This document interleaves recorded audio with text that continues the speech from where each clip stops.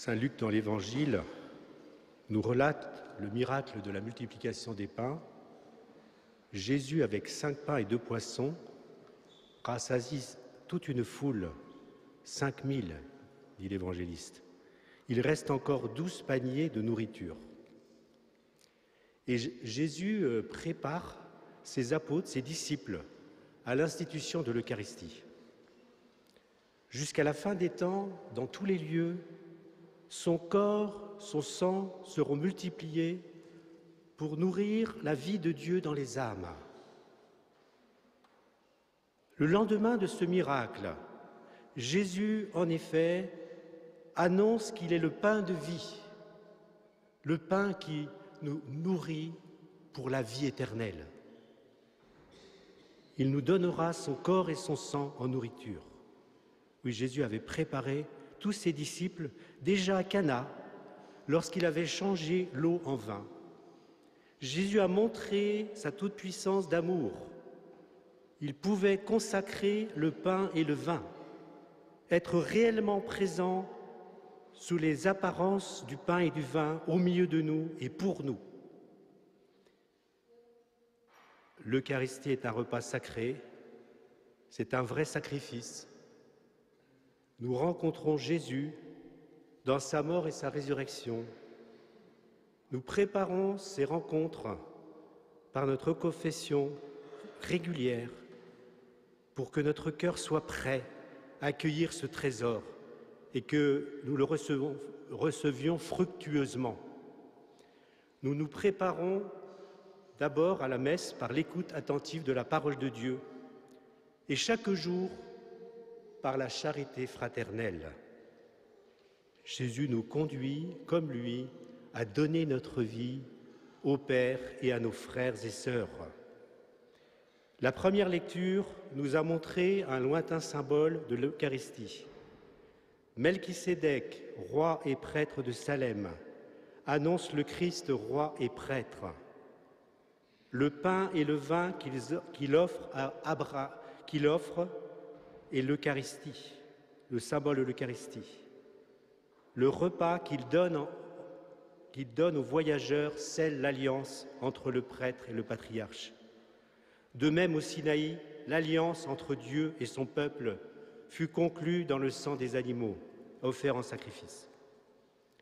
La nouvelle et éternelle alliance entre Dieu et les hommes sera scellée par le sang du Christ, l'agneau de Dieu qui enlève les péchés du monde. Oui, le sang de Jésus est précieux. Il a une valeur infinie. Le sacrifice de Jésus rachète tous les hommes et leur mérite la vie éternelle. Comme le dit saint Pierre, ce n'est ni avec de l'argent, ni avec de l'or que nous avons été rachetés, mais par le sang précieux du Christ, l'agneau de Dieu. L'Eucharistie est un vrai sacrifice et au cours de la messe, nous allons à la rencontre du Christ, ce Christ qui nous aime et qui renouvelle, qui rend présent le sacrifice unique de la croix sous l'apparence du pain et du vin. Le sacrifice sanglant du calvaire, son offrande parfaite, Jésus a voulu la rendre présente à tous les temps et à tous les lieux en instituant l'Eucharistie. Ainsi, il peut répandre sur tous les hommes et les femmes de cette terre, au cours des siècles, les grâces du salut. La messe est un véritable sacrifice, le même que celui de la croix. C'est toujours Jésus qui s'offre à Dieu son Père pour notre salut. C'est toujours lui, la victime, bien que non sanglante, qui rend présent l'unique sacrifice de la croix.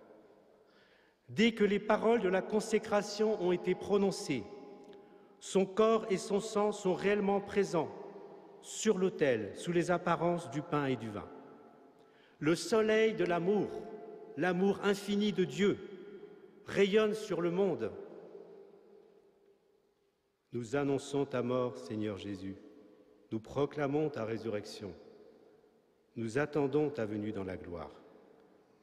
Selon saint Jean-Paul II, dans le récit de sa vocation,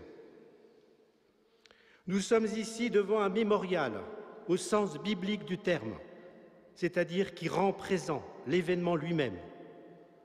Le secret de ce prodige, c'est l'action de l'Esprit Saint, que le prêtre invoque, ou les prêtres, la concélébration, quand ils imposent les mains sur les oblats, sur les offrandes du pain et du vin, en disant « Sanctifie ces offrandes », en répandant sur elles ton esprit, qu'elles deviennent pour nous le corps et le sang de Jésus le Christ, notre Seigneur.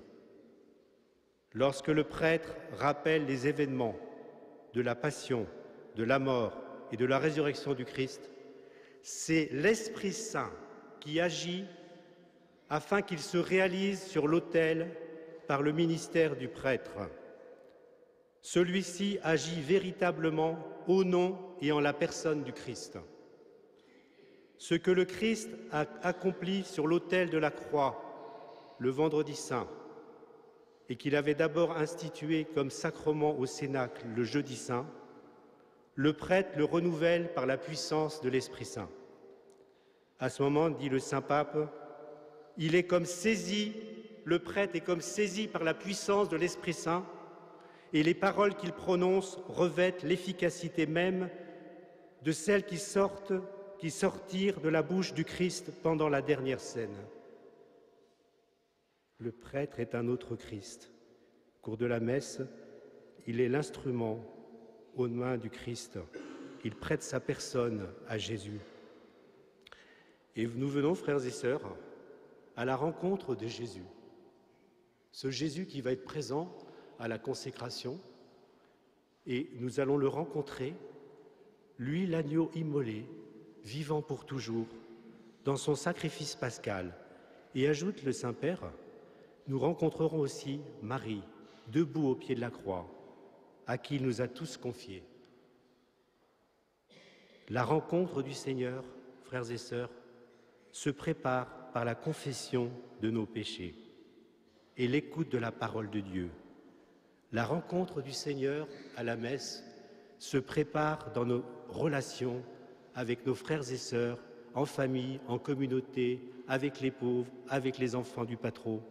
Oui, frères et sœurs, la rencontre de Jésus dans l'Eucharistie se prépare par la charité, un amour véritable, vécu dans le quotidien, dans les plus petites choses. Nous accueillons l'amour infini du Christ afin de le répandre sur nos frères et sœurs. Jésus nous demande de leur donner Jésus. À cette fin, Jésus nourrit chacun de nous de sa parole. Ainsi, Jésus a institué l'Eucharistie après le chant des psaumes et un long et émouvant discours où il nous dit « Aimez-vous les uns les autres comme je vous ai aimés ». Cette parole résonne, doit résonner dans nos cœurs, car l'amour de Jésus va jusqu'à la croix. L'amour du Christ le dépossède de sa vie pour nous donner sa vie. Jésus s'est donné totalement. Il nous guide vers le paradis. Nous découvrons, frères et sœurs, d'abord, au cours de la messe, tout l'enseignement du Christ, l'enseignement des apôtres, l'Ancien Testament, lumière pour notre vie, lumière sur le chemin du don de soi à la suite de Jésus. Nous voulons écouter le Christ pour mieux nous offrir avec lui à la messe, car lorsque le prêtre offre Jésus au Père, nous devons aussi nous offrir, chacun de nous, à Dieu, et de plus en plus nous unir à lui pour mieux nous offrir. La messe est le sommet de notre vie d'enfant de Dieu. La messe est le tremplin pour une vie de charité. Jésus se contente de nos 5 pains et de nos poissons. Nos 5 pains et nos 2 poissons, ce sont nos efforts, nos sacrifices, nos travaux, tout ce que nous avons fait pendant la semaine ou pendant la journée, notre obéissance à sa volonté. Nous venons avec une gerbe de fleurs pour l'offrir à Jésus, afin de nous unir toujours plus parfaitement à lui. Et nous devons nous rappeler, frères et sœurs, que pour communier, il faut avoir les dispositions nécessaires, être en état de grâce ou d'amitié avec Dieu. L'Eucharistie a pour but de nourrir la vie de Dieu en nous. Mais si nous n'avons pas cette vie, alors nous ne pouvons pas le recevoir. Il nous faut nous détacher du péché. Une participation fervente et fructueuse à la messe est en étroite relation avec un recours régulier au sacrement de pénitence ou de réconciliation. Enfin, Jésus nous dit, comme à ses disciples, « Donnez-leur vous-même à manger ».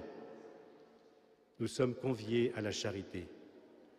Nous devons être attentifs, délicats envers ceux qui nous entourent. Jésus nous demande de partager le pain du ciel et le pain de la terre. L'Eucharistie fait de nous des fils et des filles de Dieu, des frères et sœurs du Christ, remplis de l'amour du Seigneur. Sous le regard du Père, nous devenons un seul peuple, un seul corps, un seul esprit dans le Christ. Toute personne qui s'élève élève le monde, disait Élisabeth Le Sueur.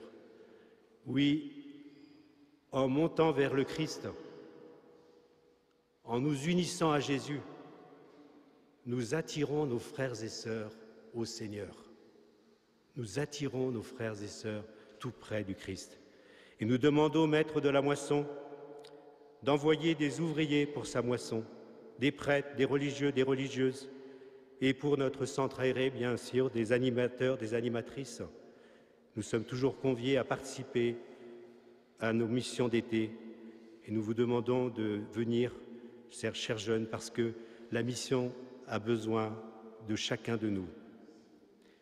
Plus nous sommes unis au Christ, plus nous sommes unis à nos frères. Et la Pauline Marie Jaricot, qui vient d'être béatifiée, nous recommande non seulement d'accueillir Jésus dans la communion, de nous confesser, elle nous demande également de vivre de l'esprit du Christ, d'adorer son adorable cœur. Oui, il nous faut communier à l'esprit de Jésus, vivre chaque jour conformément à sa volonté et nous dépouiller de tout ce qui met obstacle